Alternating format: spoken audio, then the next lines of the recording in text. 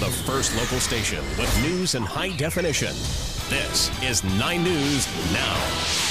This morning, our Mind Over Money segment is back, and here are the experts. Jerry Benner and Angie Hicks are talking housing. Marion Thompson is taking your tax calls. Wayne Zell is an estate planner. Bruce McClary can help you get out of credit card debt. And we're cooking with Chris Hohenberger. He has advice on cooking affordable meals. Once again, our Mind Over Money phone number is 202-432-9045. Some people are waiting for your call. Help them out. First, let's get to our news. Up next, we'll be talking about estate planning, learning whether this is a good time or a bad time to be thinking about it.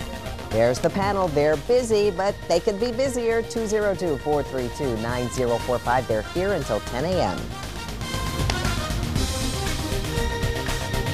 Here's a quick quiz for you. True or false? It's a good idea to postpone estate planning when the economy is in bad shape. Attorney Wayne Zell is here now with the answer. I can guess what it is. Wayne, thank you for being here with us. Thanks for having me. I've got to ask you, we're watching our 401ks dwindle. Our saving accounts are dwindling. People are losing their job.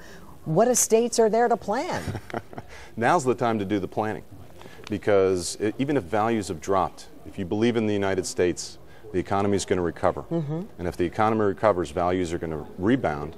And if we can do estate planning when values are low and interest rates are low, there's some neat techniques that we can use. And estate planning isn't something that's left to those who are nearing the end of life. It is the time now. Young families, even if you're single, plan now. Absolutely. I mean, if you have a family or if you're by yourself, you need estate planning to plan for not only what's going to happen when you die, but what's going to happen to you if you become incapacitated or disabled. So, for example, you need a durable power of attorney over finances. You need an advanced medical directive or healthcare power of attorney or a living will to take care of you in terms of healthcare issues. And you need to do those things now. And by the way, if you don't want to leave it to the state or the courts to decide, you need a will or a trust to cause your assets to pass to whom you want them to pass. We've been talking about estate planning over a course of time here on Mind Over Money, and you use the two terms, a will or a trust. Are they the same? And how do I know which one I should have?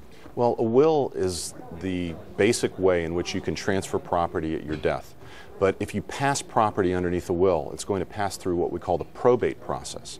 And when it passes through the probate process, that means it has to go through the court system. It's public, and it can cost you a lot more money than if you put assets into what we call a revocable living trust. A revocable living trust bypasses probate. It allows you to plan for your disability and incapacity. And it's private, so not everybody is going to know what happens if you put your assets into the trust. So it can do the same thing that a will does, but it's private and it may be less costly in the long run. People are getting ready to file their 2008 income taxes. Laws in effect that affect them now versus what's going to happen in 2009. Is there going to be a big difference that will impact estate planning?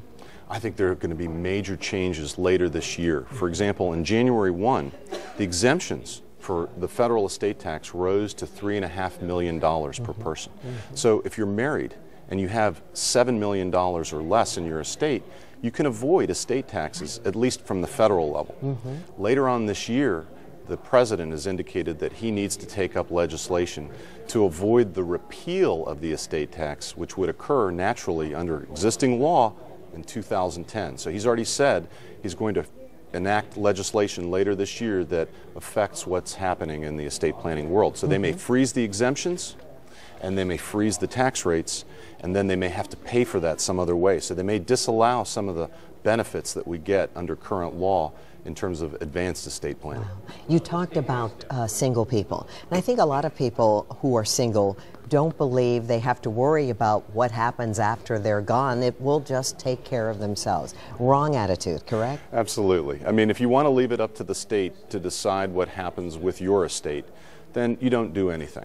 If you want to leave it up to the court to decide what happens with your well-being, if you're in the hospital and you can't make decisions for yourself, then you don't sign an advanced medical directive or durable power. So you really need to do something now to take care of your affairs so that if something happens to you, you don't leave it up to the courts or to the state to decide. You can go online and download documents for wills and trusts and advanced medical directives. Is that the way to go if you don't have a lot of money? Do I need that professional who knows the ins and outs, the loopholes of tax laws, federal and state? See, I think going online is a great first step to educate yourself. The problem is when you download a form from online, are you downloading a form that's going to comply with the state in which you live? Is it compliant with Virginia law in terms of how you execute a will? Does it comply with the Virginia laws for living wills or for durable powers of attorney? And these laws are changing constantly. So if you're going to rely on an online service to give you legal advice as to what is best for you personally, you're taking a risk. I think you need to consult with a lawyer.